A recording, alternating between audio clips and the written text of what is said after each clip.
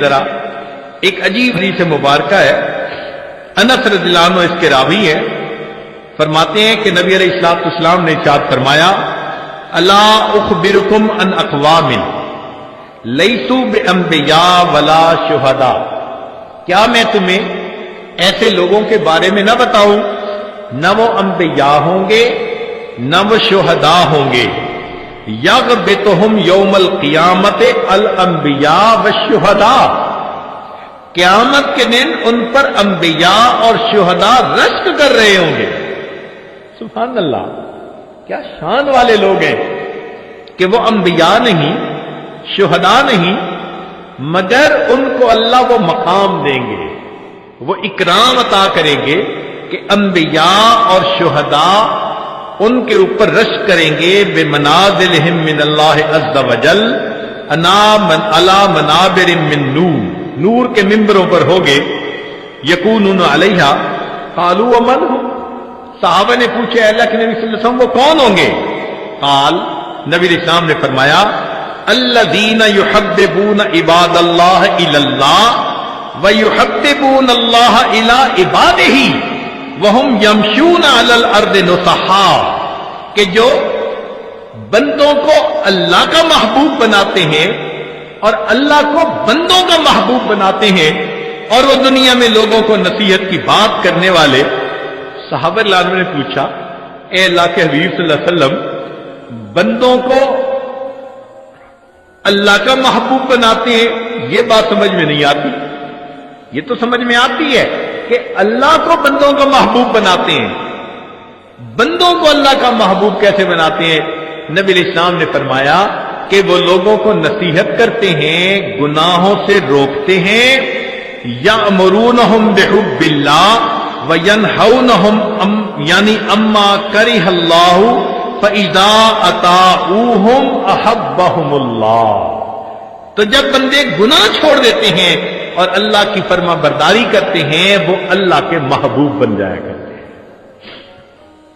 اب سوچئے کہ نبی علیہ الصلوۃ والسلام نے جن لوگوں کے بارے میں یہ بتلایا وہ آج امت میں ہمیں اپنی آنکھوں سے نظر آ سکتے ہیں۔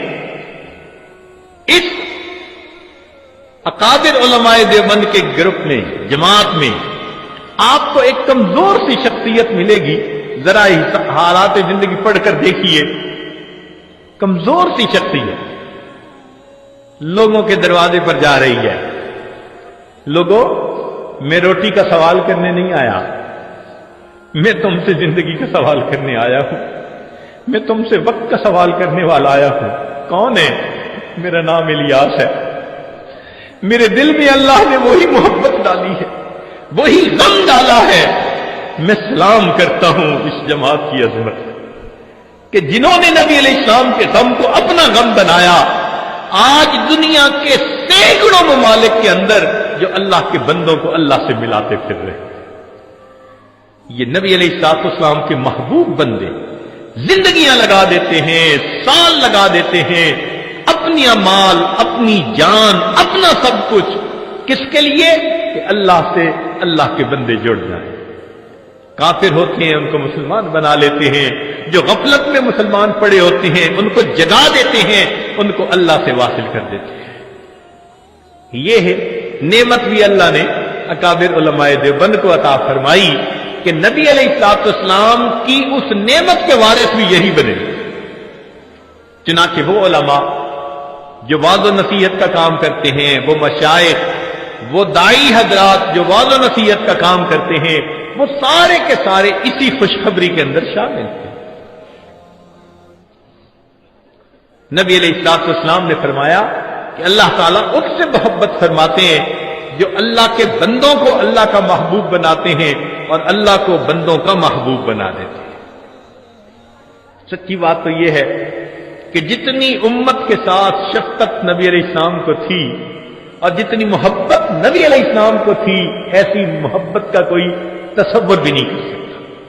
آپ ذرا غور کیجئے، دنیا میں جتنی محبتیں ہیں سب غرض والی محبتیں، میاں بیوی کی محبت غرض، بیوی کو خاوند کی ضرورت ہے، خاوند کو بیوی کی ضرورت ہے، اولاد ماں باپ کی محبت غرض، اولاد کو ماں کی ضرورت ہے، باپ کی ماں باپ کو اولاد کی ضرورت ہے، بھائی بھائی کی محبت بھی غرض، ایک دوسرے کے ہیلپ کی ضرورت ہے، پڑوسی پڑوسی کی محبت بھی غرض کی بنیاد پہ ایک دوسرے کی ضروریات ہوتی ہیں، حتیٰ کہ اگر استاد شاگرد کی محبت ہے تو وہ بھی غرض کی۔ کیوں؟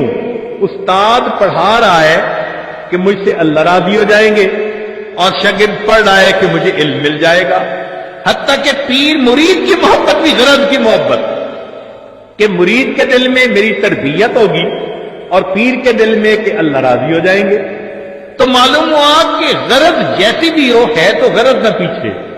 ہاں، کوئی محبت ایسی ہے جو بے غرض ہو؟ ایک مرتبہ ذہن میں سوچا کہ کوئی محبت دنیا میں بے غرض ہے، تو ذہن نے جواب دیا کہ مخلوق کی محبت بے غرض نہیں ہو سکتی، کوئی نہ کوئی غرض تو لگی ہی ہوئی ہوگی۔ پھر سوچا کہ کوئی محبت، پھر ذہن نے کہا اگر دنیا میں بے غرض محبت دیکھنی ہے تو ذرا 1400 سال پیچھے چلے جا، رات کا اندھیرا ہوگا، تم ایک ہستی کو دیکھو گے مصلی کے اوپر سجدے میں ہے، یا رب امتی یا رب امتی۔ کیا اس ہستی کو اپنے درجات کے بڑھنے کا تھا تما؟ نہیں، ان کو پہلے اللہ نے فرما دیا تھا لِيَغْفِرَ لَكَ اللَّهُ مَا تَقَدَّمَ مِن ذَنبِكَ وَمَا تَأَخَّرَ۔ ان کو اللہ نے پہلے بتلا دیا تھا وَلَسَوْفَ يُعْطِيكَ رَبُّكَ فَتَرْضَىٰ، میرے محبوب تجھے اتنا عطا کروں گا کہ تو بس بس کرنے لگ جائے۔ پھر وہ ہستی کیوں رو رہی ہے؟ اتنا لمبا سجدہ کہ بیوی اٹھ کے پاؤں ہلا کے دیکھتی ہے کہ ابھی زندگی تو ہے یا نہیں، یہ کیوں رو رہے ہیں؟ یہ امت کے اوپر شفقت کی وجہ سے رو رہے ہیں۔ نبی علیہ الصلوۃ والسلام کو امت کے ساتھ ایسی محبت، اس لیے قیامت کے دن انبیاء بھی نفس نفسی پکارتے ہوں گے، ایک اللہ کے حبیب ہوں گے جو اس دن بھی امتی امتی فرما رہے ہیں۔ اللہ کے حبیب صلی اللہ علیہ وسلم کو اس قدر امت کے ساتھ شفقت و محبت تھی